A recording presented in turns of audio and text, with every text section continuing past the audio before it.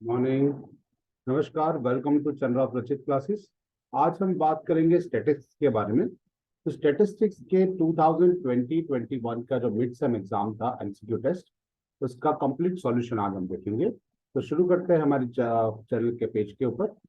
सबसे पहले हमारे पास है फर्स्ट क्वेश्चन कि linear trend of the time series indicate towards. So linear trend होता है, एक पर्टिकुलर ट्रेंड में जो चीज चलती है वो क्या किस तरह से इंडिकेट करती है। Constant rate of growth decide करता है, कांस्टेंट रेट ऑफ चेंज बताता है, चेंज इन ज्योमेट्रिक प्रोग्रेशन बताता है, या फिर ऑल ऑफ दिस। तो लीनियर ट्रेंड जो होता है वो हमेशा रेट ऑफ चेंजेस बताता है कि किस रेट में वो चेंजेस आता है। तो ये एक तरह का देखा, आप नीचे देख सकते हो किस तरह से रेट में कितना चेंजेस है वो दिखा सकता है। सो लीनियर ट्रेंड हमेशा कांस्टेंट रेट ऑफ चेंज बताता है। नेक्स्ट क्वेश्चन है the regression coefficient of y on x is 1.2। यानी आपको बी वाई एक्स दे रखा है 1.2। If u is equal to 2x minus 100 and v is equal to 3y minus 200, then bvu क्या होगा। तो आंसर ऑप्शन से आपके पास 1.8, 0.8, 3.6 या डी 2.4। सो आंसर हमारे पास आएगा 1.8। किस तरह से आएगा। सो सी एक्स हमारे पास है, यहाँ पे u is equal to 2x-100 दे रखा है। इसका मतलब जो है डिनोमिनेटर का डिनोमिनेटर वो न्यूमिनेटर में जाता है। सो यहाँ पे सी एक्स इज इक्वल टू हो गया 1/2। इसका मतलब होता है 0.5। तो सी वाई की बात करें तो 3 ऊपर है, इसका मतलब वो डिनोमिनेटर में है, यानी उसके छेद में है, तो 1/3 होगा। सो सी वाई इज इक्वल टू 1/3, तो उसका आंसर आता है 0.33। अब फॉर्मूला लगाते हैं कि B V U is equal to B Y X into C of X upon C of Y. So सबकी वैल्यूज अगर इसके अंदर पुट कर देते हैं तो हमें आंसर मिल जाता है 1.8, that is 1.2 into 0.5 divided by 0.33। तो हमें आंसर मिलेगा 1.8। नेक्स्ट क्वेश्चन देखते हैं। In the two lines of the regressions are x plus 2y minus 5 is equal to 0 and 2x plus 3y minus 8 is equal to 0, the mean of x and y are। जब दो regression line अगर दे रखी है तो यहाँ पे x को x बार और y को y बार कंसिडर करते हैं, और इस तरह से हम उसमें से x बार y बार ढूंढ सकते हैं। सो पहले हमें ऑप्शन दे रखे -3 and 4, 3 and 4, 1 and 2 and D 0 and 2। सो किस तरह से यहाँ पे हम पहले दोनों रिग्रेशन लाइन को एक दूसरे के अंदर रख देंगे। आंसर आएगा 1 1 and 2, x is equal to 1 and y is equal to 2। So सबसे पहले यहाँ पे क्या करेंगे, put the value of one equation into another. x plus 2y minus 5 दे रखा है, तो हम क्या करेंगे, x को अकेला कर देंगे और y और 2y को अपोजिट साइड में ले जाएंगे। So x is equal to 5 minus 2y हो जाएगा। Now put the value of another equation, जो दूसरी इक्वेशन है उसके अंदर ये वैल्यू x की रख देंगे। तो देख सकते हो आप कि 2x plus 3y is equal to 8, जो हमारे पास सेकंड इक्वेशन थी उसके अंदर हमने x की जगह पे लिखा था 5 माइनस 2y। तो हमने उसको सिंप्लीफाई किया तो हमारे पास आंसर आया that is 2 is equal to y। अब y की वैल्यू हम वापस हमारे पहली इक्वेशन के अंदर रखेंगे। तो now the put the value of y into first equation. तो फर्स्ट इक्वेशन हमारे था x is equal to 5 minus 2y, उसके अंदर हमने y की वैल्यू 2 पुट कर दी है, तो x का आंसर आता है 1। So answer is C 1 and 2। Next question हमारे पास है कि correlation coefficient is independent of the change of.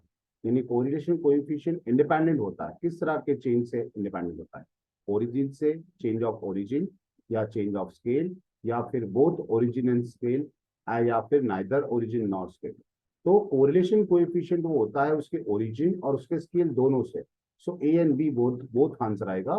So answer is C, that is both origin and the scale.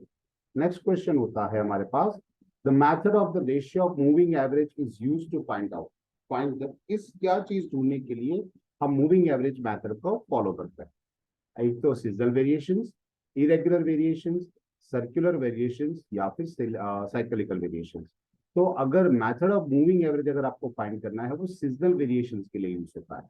तो सीजनल वेरिएशन फाइंड करने के लिए हम method of moving average use करेंगे। नेक्स्ट क्वेश्चन इज कि business cycle are to be the best example of. Business cycle किसका example है, seasonal variation का, साइक्लिकल वेरिएशन का, सर्कुलर का, या फिर सीजनल एंड साइक्लिकल दोनों का। तो बिजनेस साइकिल जो होता है वो कुछ इस तरह से होता है। तो ये जो होता है it's an one type of cyclical, या फिर हम उसको सेक्युलर कह सकते हैं। तो यहाँ पे साइक्लिकल वेरिएशन इसको हम लिखेंगे. So answer is B, cyclical variations. Next question is the blank is used to be study the relationship between the height and weight of person. अगर हाइट एंड वेट अगर करना है तो कौन सी मैथड यूज होगी? कोरिलेशन होगा, association होगा, रिग्रेशन होगा या फिर क्वांटिटेटिव होगा. सो देखो क्वांटिटेटिव तो ये होता नहीं है, और क्वांटिटेटिव तो होता ही है, लेकिन जो मेथड होती है वो या आइदर कोरिलेशन होगा या रिग्रेशन होगा. लेकिन हाइट और वेट जो होता है वो सिमिलर कंटेंट्स में आता है. So correlation is to be use. यहाँ पे आप देख सकते हो इस तरह से होगा. So correlation is your answer. Question is answer is A, correlation. Next question है according to additive models of the time series of the short term fluctuations are.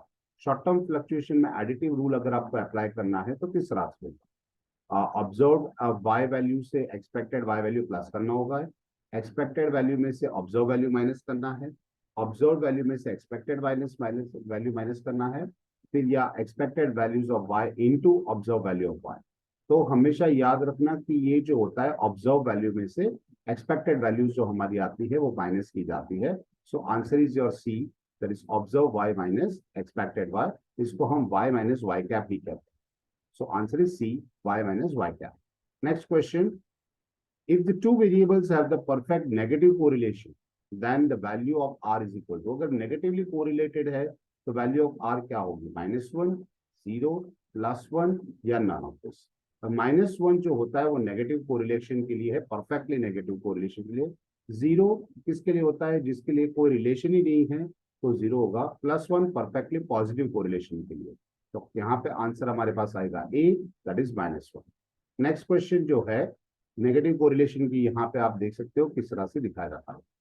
Next question है coefficient of correlation between the two variables x and y 0.8 and their covariance is 20. The variance is 25 and the standard deviation of y is. तो हमें यहाँ पे चार option दे रखे थे, हमें find करना है कि हमें r दे रखा था और कोवेरियंस ऑफ एक्स वाई की फॉर्मूला यहाँ पे रखेंगे तो हमारे पास इस तरह से कुछ मिलेगा. r का वैल्यू है 0.8, कोवेरियंस 20, एसएक्स हमें दे रखा है, वेरिएंस है तो हम उसको डिवाइड स्क्वायर रूट कर लेंगे तो 5 मिल जाएगा. लेकिन standard deviation of Y S Y हमें ढूंढना है तो साइड चेंज करके हमें आंसर मिल जाता है 5. So answer is A, 5. Next question जो है हमारे पास, in the time series of Y is equal to 55 minus 2.6x and when the origin of the year 2000 as estimated for the year 2005 is. यानी 2000 से 2005 की तरफ जाना है तो हमें 5 साल फॉरवर्ड जाना पड़ेगा. तो हमें क्या करना है? x की जगह 5 ऐड कर देने हैं, 5 लिख देना है. तो 5 years फॉरवर्ड करना है तो यहाँ पे हम 2.6 into 5 सो 13 आएगा और 55 minus 13 तो हमारे पास आंसर आएगा 42. So answer is B, 42. Next question है हमारे पास कि if the y is equal to 0.9x है और x is equal to 0.4y है, are the regression equations of the y, x on y and y on x. Okay, तो y on x और x on y दोनों दे रखा है, then the r is equal to. So option है 0.36 minus the 0.36, C option है 0.6 या फिर -0.6. तो अगर b y x, x on y और y on x दे रखा है तो first y is equal to 0.9x है तो b y x हो गया. -4 पॉइंट जो आपको दे रखा है वो आपको हो गया बी एक्स वाई. सो 0.9 into 0.4 को स्क्वायर रूट में करेंगे तो माइनस साइन इसमें यहाँ पे कॉमन बाहर निकाल दी जाती है. तो 0.9 into 0.4 सो 0.36 आंसर आएगा और वो उसका स्क्वायर रूट निकालेंगे तो हमें मिलेगा 0.6. सो और आगे माइनस तो है ही, so -0.6 your answer. So answer is B, -0.6. Next question है कि blank is a time series are to be caused by the floods, lockouts and the strike. तो किस तरह की टाइम सीरीज होती है? सीजनल होती है, सेक्युलर होती है, साइक्लिकल होती है, इरेगुलर होती है. तो फ्लड, लॉकआउट्स और स्ट्राइक का कोई टाइम इंटरवल नहीं होता. तो यहाँ पे इरेगुलरिटी मेंटेन होती है उसके लिए. So answer is irregular variations. Answer is D. Next question हमारे पास, trend in a time series means. Trend क्या दिखाता है टाइम सीरीज में? Long term regular movement, short term regular movement, both A and B या फिर neither ए और B. तो ट्रेंड जो होता है वो हमें लॉन्ग टर्म रेगुलर मूवमेंट दिखाता है. तो लंबे अरसे तक उसमें क्या क्या मूवमेंट्स आती है वो ट्रेंड में दिखाया जाता है. So answer is A, that is long term regular movement. Next question है हमारे पास, blank method of the indicate that we choose the regression line when the sum of the square of the deviations of the point from the line is minimum। यानी कौन सी चीज ऐसी होती है कि regression line अगर हम ढूंढते हैं and sum of the square of deviation यानी सिग्मा डी स्क्वायर की बात करें of the points from the line of minimum की हम मिनिमम लाइन में मिलेगा, सिंपल एवरेज पे मिलेगा, मूविंग एवरेज पे मिलेगा, सेमी एवरेज पे मिलेगा या लीस्ट स्क्वायर में मिलेगा। तो यहाँ पे जो हमारे पास है कि हम रिग्रेशन लाइन ढूंढ रहे हैं तो वो हमें ऑलवेज मिलेगा लिस्ट स्क्वायर मेथड के अंदर, क्योंकि जब हम sum of the square of deviation करते हैं तो सेंटर पॉइंट लेके करते हैं तो लिस्ट स्क्वायर हमारा आंसर आएगा। So answer is D, least square method. Next question is, if the X is measured on hours and the Y is measured on minute. X जो एक्स की terms है Y जो hours में maintain किया है और Y को हमने मिनट्स में है, then correlation coefficient had the blank unit. उसका यूनिट क्या होगा, मिनट में दिखाया जाएगा, आवर में, या फिर दोनों, या फिर नो यूनिट। तो जब एक आवर में और मिनट में होता है तो कोरिलेशन का कोई यूनिट नहीं होता। So answer is the no unit. Okay, correlation सिर्फ पॉइंट पे या जो होता है उसमें दिखाया जाता है, उसके पीछे कभी यूनिट्स नहीं लिखे जाते। So it's no unit. Next question is, bxy is equal to 0.3 and r is equal to 0.6, then byx is equal to, so 0.2 आएगा आंसर, 0.25, 1.20 या 0.5। So answer is 1.2। कैसे, हमारे पास वही formula r is equal to under root byx into bxy। तो यहाँ पे r की वैल्यू भी है हमारे पास, bx वैल्यू का भी है, सॉरी bxy का भी है। तो सबसे पहले स्क्वायर रूट अपोजिट साइड आएगा तो स्क्वायर हो जाएगा, तो 0.6 इंटू का स्क्वायर हो जाएगा 0.36 और अपोजिट साइड का 0.3 डिविडेशन में जाएगा। So answer is equal to 0.36 divide by 0.3, so 1.2 is a byx। So answer is C, 1.2। Next question है, blank variations in the time series caused by the sale of ice cream during the summer. किस तरह का variations होता है जो time series में ice cream का sale दिखाता है। सो आंसर है सीजनल, इरेगुलर, सेक्युलर या फिर साइक्लिकल। तो ये जो होता है आइसक्रीम सेलिंग इन समर होता है वो सीजनल होता है, तो it's a seasonal variations in the time series लिखा जाएगा। Answer is A, seasonal. Next question है, a time series is the set of the data recorded. Time series जो होता है वो सेट ऑफ डेटा रिकॉर्डेड, क्या किस तरह का डेटा रिकॉर्डेड होता है, at the successive point of time, periodically, at the point और सॉरी एट टाइम और द स्पेस इंटरवल, या फिर ऑल ऑफ अबोव। तो जो टाइम सीरीज जो होती है वो ये इस सारी तरह का दिखाता है डेटा रिकॉर्डेड, जो सक्सेसिव पॉइंट ऑफ टाइम भी होता है, पीरियोडिकली भी दिखाता है और फिर स्पेस इंटरवल का भी आपको मिल जाता है। So answer is all of above time series के लिए। Next question is, correlation coefficient between the x and y is 0.5 and then the correlation between the 2x minus 4 and 3 plus 2y is, क्या answer आएगा, 1 answer आएगा, -0.25, 0.5 या फिर -1। सो देखो x या y दो में से एक का भी अगर साइन चेंज होता है तो इसका आंसर भी एक हमारा कोरिलेशन का आंसर चेंज होगा, उसे मल्टीप्लिकेशन और एडिशन के सब्ट्रैक्शन कोई इफेक्ट उसके ऊपर नहीं होती। सो यहाँ पे अगर प्लस माइनस का चेंज होता है, x या y दो में से कोई भी एक का साइन चेंज होता है या फिर माइनस होता है तो आंसर चेंज हो सकता है माइनस। यहाँ पे कोई चेंज नहीं आएगा क्योंकि x और y दोनों प्लस में भी है, प्लस में ही है, पॉजिटिव है, और मल्टीप्लिकेशन और यहाँ पे एडिशन का कोई इफेक्ट नहीं होता। Answer is C, 0.5। Next question हम देते हैं, if the byx is greater than 1 and bxy, then bxy will be, अगर एक ग्रेटर देन 1 हुआ तो दूसरा क्या होगा, मोर देन 0, लेस देन 1, 1 या फिर लेस देन 0। सो अगर एक बड़ा एक से ज्यादा है तो दूसरा हमेशा एक से कम होगा, तभी जाके हम हमारा कोरिलेशन मेंटेन होगा। So answer is B, less than 1। Next question, which of the following is not present in a time series. Time series में कौन सी चीज प्रेजेंट नहीं होती, सीजनलिटी नहीं होती, ऑपरेटिव वेरिएशंस नहीं होता, ट्रेंड नहीं होता, या साइक्लिकल नहीं होता। तो ऑपरेशनल वेरिएशंस नहीं होता, seasonality variations, trend variation, cyclical variations होता है। So answer is B, operational variations नहीं होता है टाइम सीरीज में। Next question, the correlation coefficient is greater than blank of the two regression coefficient. तो दो रिग्रेशन कोएफिशिएंट के अंदर किस तरह से ग्रेटर देन होता है, होमोजेनियस मीन के अंदर होता है, जियोग्राफिक मीन के अंदर होता है, अरिथमेटिक मीन के अंदर होता है, या फिर नन ऑफ दिस। तो कोरिलेशन कोएफिशिएंट इज ग्रेटर हमेशा ज्यादा कब होगा, जब वो अरिथमेटिक मीन से बनाया जाता है, that is arithmetic mean of the two regression coefficient. So answer is C, arithmetic mean. Next, the time series data have the total number of blank components. Time series में किस तरह के components होते हैं? अभी हमने देखा है साइक्लिकल होता है, सेक्युलर होता है, सीजनल होता है, ओके, इरेगुलर होता है। तो एक होता है, दो, तीन या चार। तो यहाँ पे चार वेरिएबल्स हमें पता है, so answer is D, 4। Next question, हमारे पास चारों कंपोनेंट्स दे सकते हैं। सेक्युलर ट्रेंड भी होता है, सीजनल ट्रेंड भी होता है, साइक्लिकल वेरिएंस भी होता है, इरेगुलर वेरिएंस भी होता है। सो टाइम 4 टाइप्स इसमें होती है। Next question, if the two variables are blank then the correlation coefficient is always 0। तो किस तरह के अगर होंगे तो कोरिलेशन 0 मिलेगा। सो नॉर्मली यहाँ पे इंडिपेंडेंट होता है, इक्वल, डिपेंडेंट या फिर नन ऑफ। जब इंडिपेंडेंट वेरिएबल होते हैं तो स्वाभाविक है हमारे पास इसके ऊपर बिल्कुल डिपेंड नहीं है, तो ऑलवेज आंसर 0 आएगा। इक्वल होगा तो ऑलवेज आंसर 0 नहीं आएगा, और डिपेंडेंट के लिए 1 आएगा। So answer is A, independent variable.